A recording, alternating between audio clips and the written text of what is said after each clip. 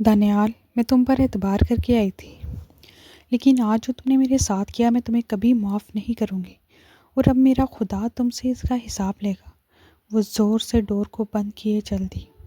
दानियाल को उसकी बात दिल पर लगी।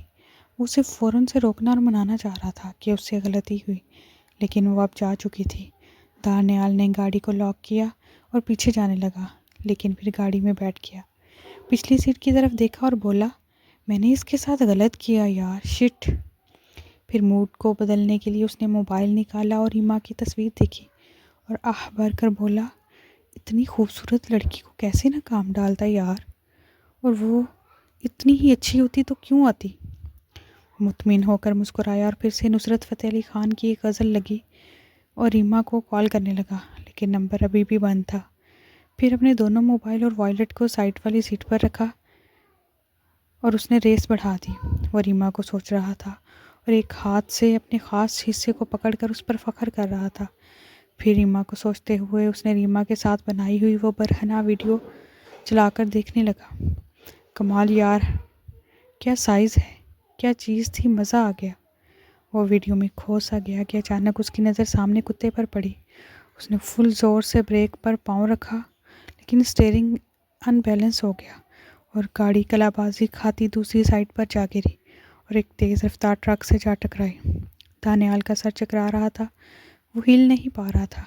गाड़ी का फ्रंट अंदर की तरफ धंस गया, जिसकी वजह से दानियाल की टांगें हिल ना पा रही थी। गाड़ी में हर तरफ धुआं था। वहाँ से गुजरते मुसाफिरों का रश लगने लगा। लोगों ने कोशिश करके फ्रंट डोर खोला और सीट बेल्ट को खोलने लगे।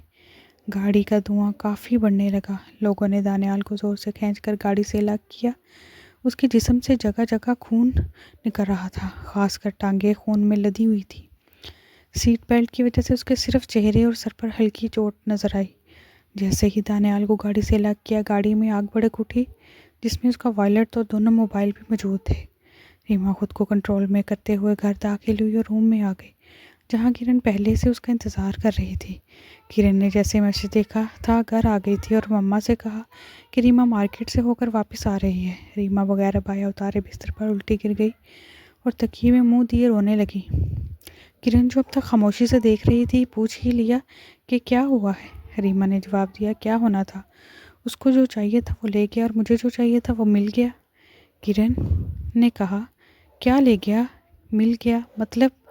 रीमा ने कहा, उसने मेरे साथ ज्यादती की। वो बस मेरा जिस्म लेने आया था और वो ले गया। किरण आहिस्ता आवाज़ में पूछने लगी, और तुम्हें क्या मिला? रीमा ने कहा, सबक, नसीहत, कि आइंदा एतबार ना करूं किसी पर। वो खामोश हो गई और फिर बोली, लेकिन यार अब मेरे पास कुछ भी नहीं है जिस पर मैं गरूर कर सकूंगी। और फिर खामोश हुई, एक आंसू बहा और दांतों में होंठ भींचते दोबारा बोली, उसमें या किसी में इतना दम नहीं था कि तुम्हारी बहन को हासिल कर सके, इसलिए उसने मुझे बेहोश किया। वो किरण की तरफ देखकर बोलने लगी। किरण खुद उसकी बात सुनकर हैरान थी और पूछने लगी कि वो बेहोश कैसे हुई। रीमा मोबाइल को फ़िलहाल ऑन ही नहीं करना चाहती थी। वो नहीं चाहती थी कि वो अब दानियाल से रब्ता रखे या उसके कॉल्स या मैसेज देखे। उसे खुद से नफ़रत हो रही थी। अब उसने इरादा कर लिया कि अब वो अकाउंट और ताल्लुक़ ख़त्म कर देगी जो दानियाल से वाबस्ता हुआ। गाड़ी का फ्यूल टैंक फटने से आग भड़क उठी थी। आग लगने से दानियाल का वॉलेट और दोनों मोबाइल के साथ उसकी गाड़ी भी काफ़ी हद तक जल गई। मोटरवे पुलिस भी पहुंच गई थी। डैमेज कार को अपनी कस्टडी में लिया और दानियाल को चेक करने लगे। दानियाल का काफ़ी खून ज़ाया हो चुका था। वह बेहोश था। उसके पास कोई मोबाइल वॉलेट कुछ ना था कि उसके घर वालों को इन्फॉर्म किया जा सके। कुछ देर में पुलिस और रेस्क्यू वाले भी पहुंच गए और उसे लाहौर के सरकारी अस्पताल में ले गए। दानियाल की हालत काफ़ी सीरियस हो रही थी। पुलिस के कहने पर डॉक्टर्स ने ऑपरेशन स्टार्ट कर दिया। दानियाल की एक टांग, एक बाजू फ्रैक्चर होने के अलावा उसे मसाने पर गहरी चोट आई थी और उस चोट की वजह से मसाने में ब्लड जमा था जो नफ्स से बह रहा था। मसाने के लिए एक यूरोलॉजिस्ट को बुला लिया गया। यूरोलॉजिस्ट को अंदाज़ा हो गया कि मसाने की रगों के साथ ख़ास अज़ू की भी रगें डैमेज हो चुकी हैं। दानियाल का ऑपरेशन हुए 5 घंटे हो चुके थे। उसे आहिस्ता आहिस्ता होश आ रहा था। नर्स ने उसे तसल्ली देते हुए कहा कि घबराएं नहीं, लेटे रहें, आप ठीक हैं, और एक बेहोशी का इंजेक्शन लगा दिया। दानियाल जो गनूद की हालत में हिलने की कोशिश कर रहा था, इंजेक्शन लगने के बाद दोबारा से बेहोश हो गया। मगरिब की अज़ान होने लगी। आज काफ़ी दिनों के बाद रीमा ने वज़ू किया और नमाज़ पढ़ने लगी। वो तौबा करने लगी। उसे अपनी गलती का एहसास था। वो रो रो कर अल्लाह से माफ़ी मांगने लगी और साथ दानियाल के बुरे अंजाम की बद्दुआ करने लगी। उसने अभी तक मोबाइल ऑफ़ किए हुए रखा था। रात सोते वक्त सारा मंजर उसके सामने आ रहा था। अचानक वो उठकर बैठ गई और कुछ याद करके खुद से बोली, उसके कंडोम मैंने खुद फेंके थे गाड़ी से।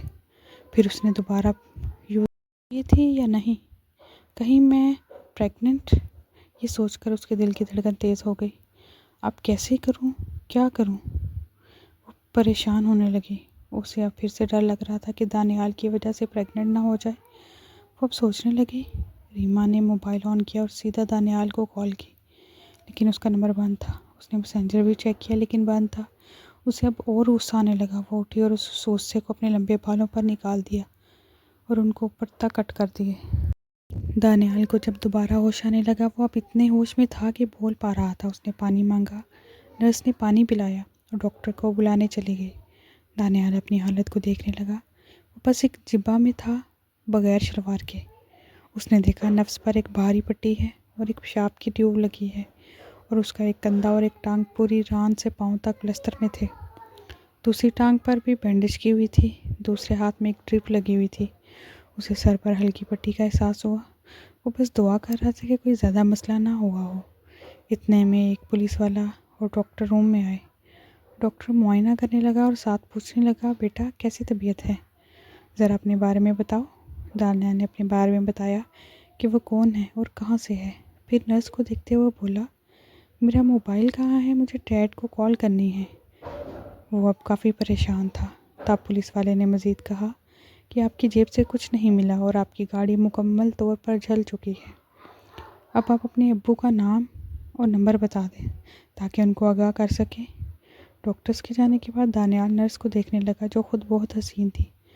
वो खुद से कहने लगा, क्या किस्मत है यार मेरी, माशाल्लाह, हर तरफ हुस्न ही हुस्न मिल रहा है। जाते वक्त तक उससे दोस्ती तो कर ही लूँगा। फिर वो नर्स से मुखातिब हुआ, आईना है? नर्स ने कहा, सॉरी, आईना क्यों? दानियाल ने कहा, चेहरा देखना है कि कोई खराश तो नहीं आई। नर्स ने नहीं का जवाब दिया और ड्रिप उतार कर वहाँ मौजूद दूसरे मरीजों के पास चले गई। दानियाल के अब्बू इत्तला मिलते ही वो अस्पताल पहुँचे और वो उसे इस हालत में देखकर बहुत परेशान हुए। फिर उससे मिलने के बाद डॉक्टर से मिले।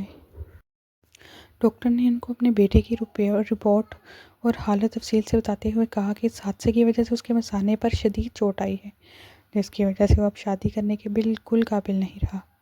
ये खबर सुनकर उसके अब्बू के पाँव के नीचे से ज़मीन निकल गई। उन्होंने उसका हल जानना चाहा कि कोई हल। वो इस इलाज के लिए दुनिया के किसी भी कोने में जाने के लिए तैयार थे, लेकिन डॉक्टर ने साफ साफ कह दिया कि अज़ू ख़ास की रगें बिल्कुल ख़त्म हो चुकी हैं, अब उसका कहीं कोई हल नहीं। 4 दिन बाद जब अस्पताल से डिस्चार्ज होने लगे तो दानियाल को अंदाज़ा हुआ पेशाब की नाली अब तक नहीं हटाई गई। तब उसे पूरी अपनी रिपोर्ट की हकीकत का पता चल गया। वो वहीं अस्पताल में चिल्ला चिल्ला कर रोने लगा। उसके माँ बाप ने उसे तसल्ली दी, लेकिन वह छोटे बच्चे की तरह रोता रहा।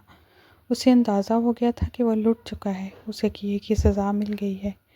वो शर्मिंदगी की वजह से नज़र तक न उठा पा रहा था। उसे ऐसे लग रहा था कि जैसे वो एक ज़िंदा लाश है। वो भी कि अभी मरना चाह रहा था, क्योंकि वो अब जानता था कि अब मरने से भी बदतर ज़िंदगी होने वाली है।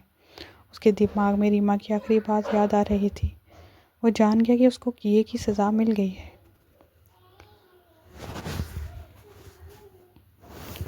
रीमा 2 दिन तक दानियाल का नंबर मिलाती रही, लेकिन उसका नंबर बंद था। उसे अंदाज़ा हो गया कि दानियाल जैसे लड़के मतलब निकाल लेने के बाद नंबर चेंज कर लेते हैं। वो जल्द कुछ करना चाहती थी। पीरियड्स को भी 8 दिन पड़े थे, लेकिन वो इतना इंतज़ार भी नहीं करना चाहती थी। उसने अपनी एक दोस्त नूर से बात करने का सोचा। वो जानती थी कि नूर एक ओपन माइंडेड लड़की है जो स्मोकिंग ड्रिंक के साथ साथ अक्सर डेट वगैरह पर भी जाती है। वो ज़रूर उसका हल बताएगी। रीमा ने नूर को कॉल की और बताया कि उसके एक कज़न ने उसके साथ ज़बरदस्ती की है, तो अब वो अपनी प्रेगनेंसी चेक करना चाहती है, तो क्या वो उसे स्ट्रिप लेकर दे सकती है। नूर पहले तो इस बात से काफ़ी हैरान हुई कि वो ऐसे कैसे ज़्यादती हो गई, क्योंकि अव्वल तो वो ऐसी है नहीं, दूसरा स्टार्ट से असद का जिक्र करती थी और नूर ये भी जानती थी कि असद फ़िलहाल बाहर है। खैर, उसने तफसील रीमा से मिलकर पूछने का सोचा और जवाब दिया कि वो खुद तो कभी स्ट्रिप लेने नहीं गई, बल्कि उमैर उसका बीएफ ले देता है। मुझे ले दो कल ही प्लीज़। रीमा ने जल्दी से उसकी बात को टोकते हुए बोला।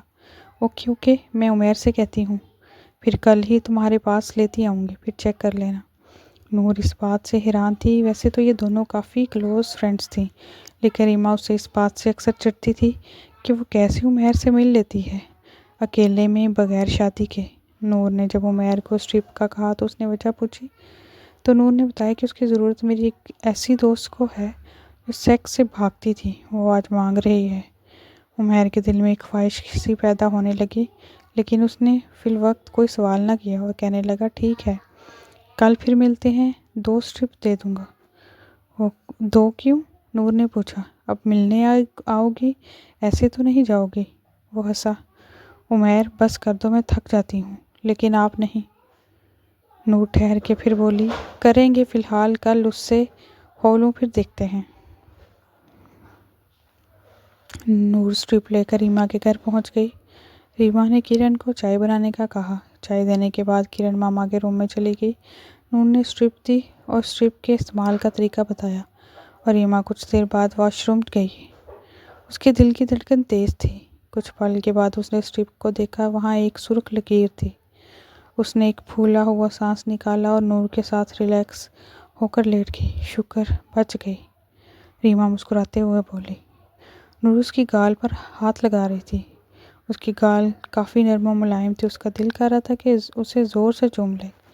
इतने में रीमा उठकर बैठ गई। नूर ने मूड में होते हुए पूछा कि इस खुश नसीब ने चूस लिया इस खूबसूरत जिस्म को। वो उसके जिस्म पर नज़र घुमा रही थी। रीमा ने एक आह भरी और खामोश हो गई। वो कुछ नहीं बताना चाहती थी। फिर एक झूठी कहानी बना दी। एक दूर का कज़न आया हुआ था, वो घर अकेली थी और उसने ज़बरदस्ती की। नूर मुस्कुराई और बोली, ये कज़न भी अजीब होते हैं, मुफ्त में मज़े ले लेते हैं। 2 हफ्ते गुजर गए, लेकिन दानियाल का नंबर अब तक बंद था। रीमा इस तजस्सुस में मिला लेती कि बंद क्यों है। बहुत दिनों के बाद अचानक असद ने कॉल की और कहा कि मेरी टिकट हो चुकी है, मैं 1 हफ्ते तक पाकिस्तान आ रहा हूँ, तुम शादी के लिए तैयार हो जाओ। 6 माह की छुट्टी लेकर आ रहा हूँ और वापस अपने साथ दुबई ले जाऊँगा। वो अचानक असद की इस कॉल से हैरान रह गई।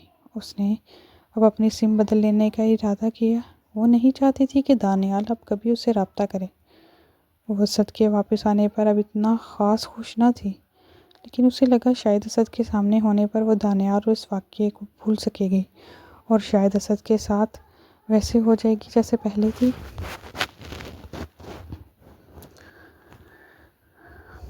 असद के अब्बू ने असद के कहने पर रीमा के घर वालों से 3 माह की डेट ले ली।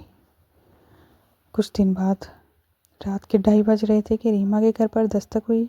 इत्तेफाक से रीमा के अब्बू घर पर थे। वो दरवाजे पर पहुंचे और पूछा, कौन? जवाब मिलने और आवाज़ पहचानने के बाद दरवाज़ा खोला तो सामने असद था। वो यूं अचानक असद को सामने देखकर हैरान रह गए। असद को सरप्राइज़ देने की भी आदत थी। उसने सबको 1 हफ्ता का कहा, जबकि उसकी फ़्लाइट दूसरे दिन थी।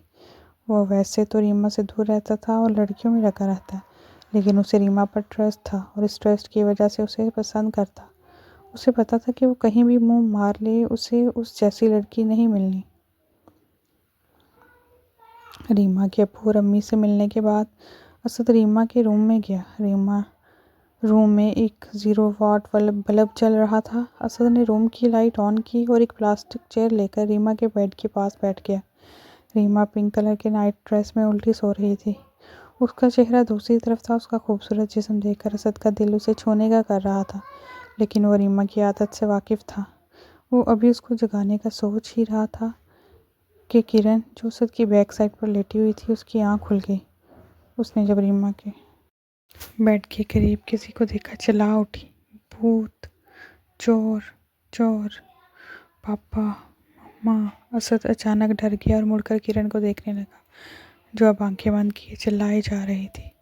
रीमा के पापा उनके रूम के बाहर ही थे। आवाज़ सुनकर फ़ौरन अंदर आ गए और बोले, क्या मुसीबत है? देख नहीं सकती कि कौन है? तुम्हारे असद भाई हैं।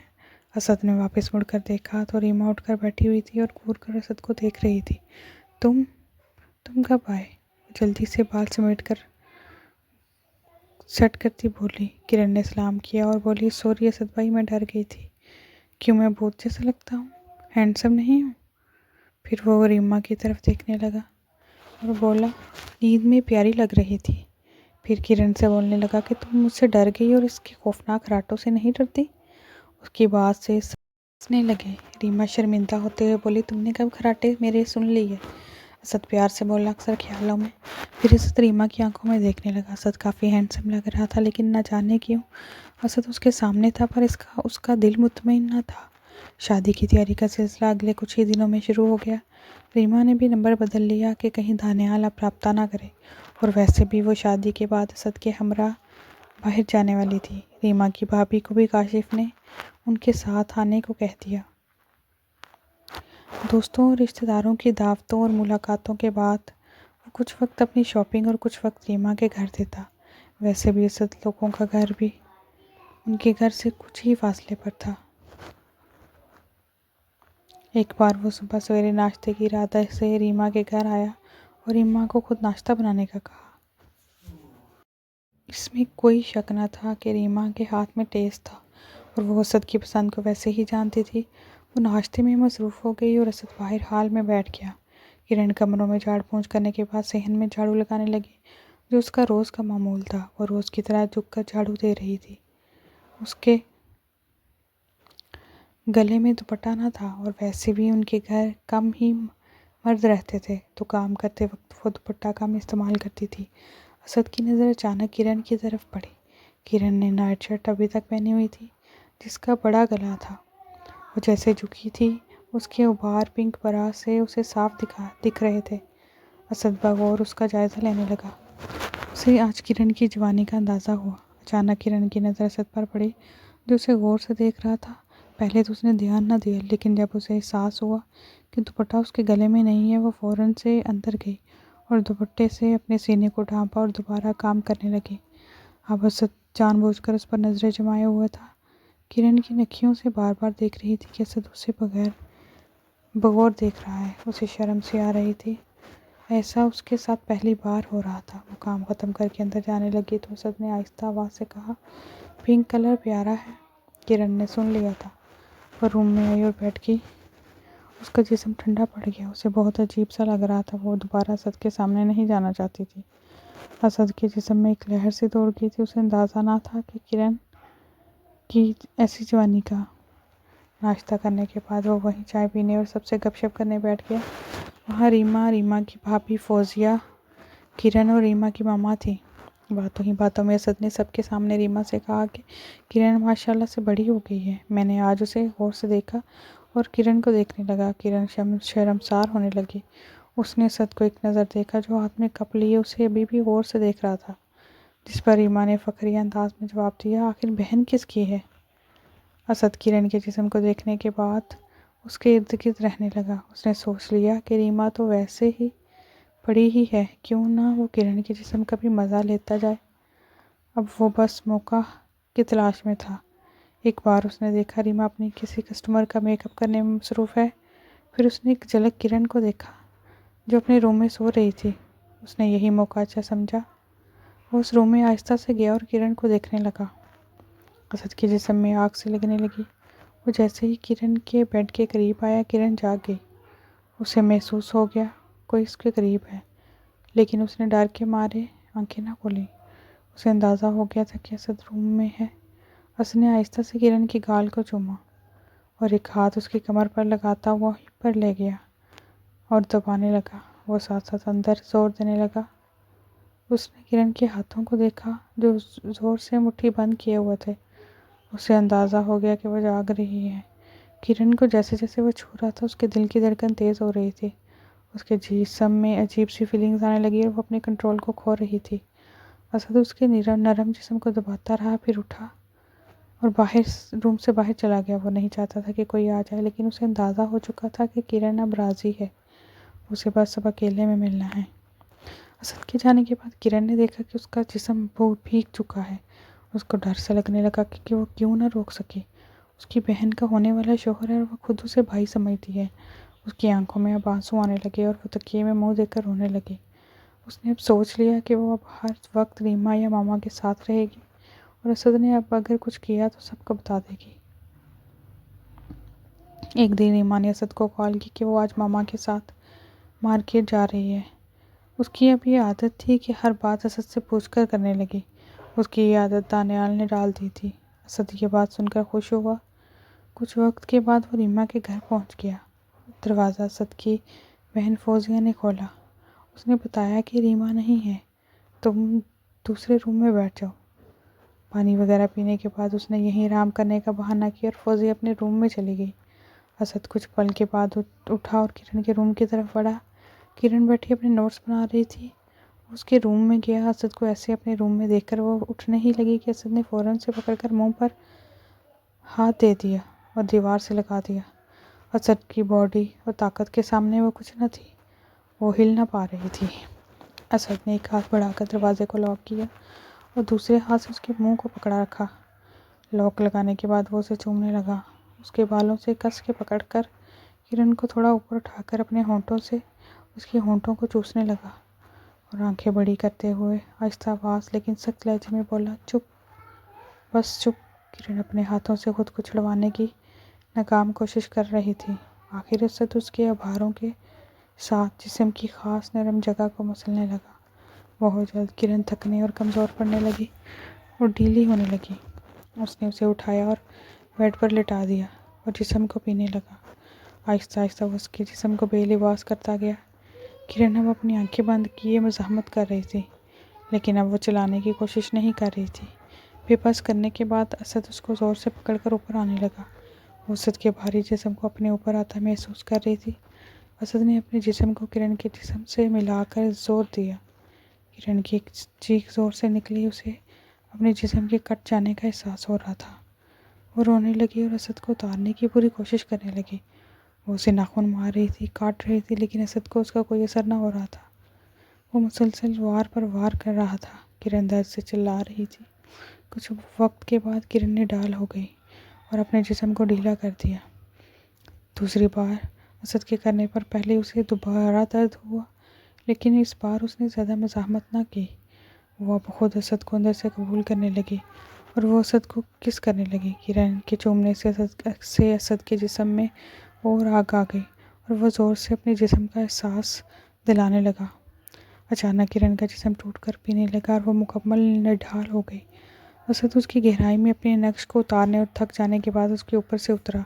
कुछ पल साथ लेटा रहा और खड़ा होकर आईने में खुद को देखने लगा। उसकी चेस्ट पर जगह जगह किरण के नाखूनों के निशान थे। फिर मुड़कर किरण की हालत को देखने लगा।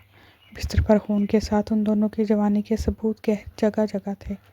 किरण का लिबास कमरे में अलग अलग बिखरा हुआ था। वह बेड की चादर को ज़ोर से थामे हुए थी। फिर बोली, ये गलत किया आपने। आप तो रीमा से प्यार करते हैं, फिर मेरे साथ ये सब। वो बेड की शीट में खुद को इकट्ठा करते हुए बोली। असद मुस्कुराने लगा और पैंट पहनने लगा। वो फिर बोली, असद, आप वाकई रीमा से प्यार करते हो? असद ने जब किरण के मुंह से सिर्फ असद सुना तो वो फिर से मुस्कुरा दिया और जवाब दिया, नहीं, बस फैमिली की वजह से कर रहा हूँ। असद ने उसके कपड़ों को उठाया और उसकी तरफ फेंका और बोला, कपड़े पहन लो। वो कपड़े पहनने लगी और साथ बोली, क्या ये प्यार था जो हम दोनों में हुआ? असद सुनकर खामोश हो गया। वो किरण के करीब आया और गहराइयों के साथ होंठों को चूमा और आहिस्ता आवाज़ में बोला, अब तुम सिर्फ मेरी हो और यही प्यार है। फिर खुद रूम से बाहर निकलने लगा। जैसे वो रूम से बाहर निकला, सामने उसकी बहन फौजिया ठहरी थी, जो गुस्से से लाल आंखें किए उसे देख रही थी।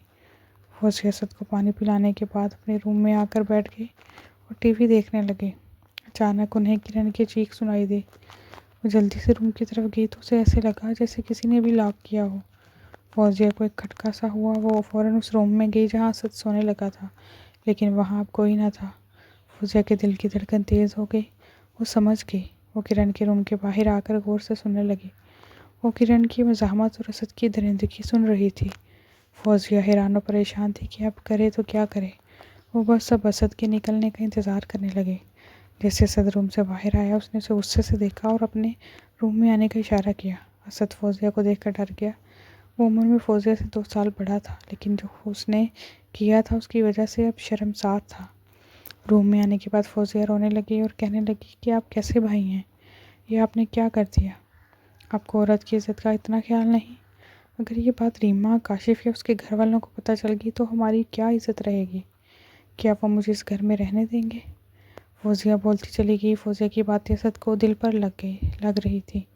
उसे एक पल को एहसास हुआ कि उसने गलत किया।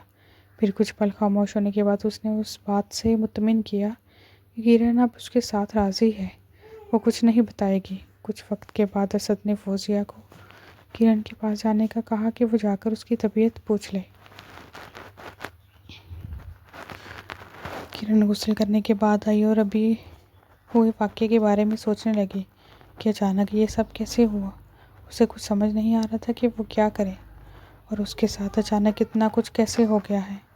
वो अभी इसी सोच में थी कि फ़ौज़िया रूम में आ गई और किरण की तबीयत का पूछने लगी। फिर ये यकीन दिलाया कि वो घबराए नहीं, असद ने उसे सब बता दिया है।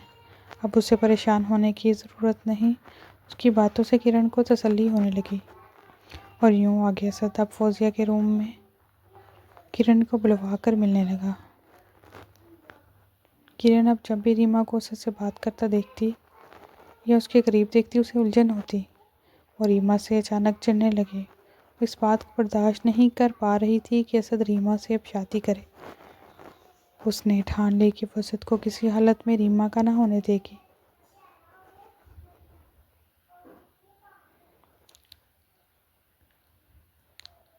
नॉवल की अगली किस्त में ये जानने के लिए कि रीमा की शादी असद से हुई है या किरण की, मेरे चैनल को ज़रूर सब्सक्राइब कर दें।